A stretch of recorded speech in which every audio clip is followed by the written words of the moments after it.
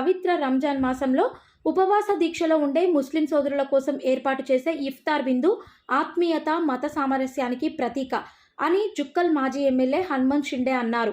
బిచ్కుంద పట్టణంలోని మున్నూరు కాపు సంఘం భవనంలో ఏర్పాటు చేసిన ఇఫ్తార్ విందులో ఎమ్మెల్యే హనుమంత్ షిండే పాల్గొన్నారు.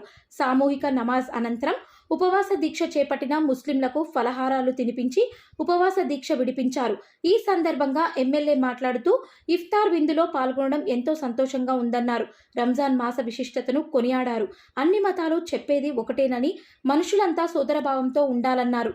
ఈ కార్యక్రమంలో బీఆర్ఎస్ ఎంపీ అభ్యర్థి గాలి అనిల్ కుమార్తో పాటు అన్ని మండలాల జెడ్పీటీసీలు, ఎంపీటీసీలు, మండల అధ్యక్షులు మరియు మైనార్టీ నాయకులు పాల్గొన్నారు.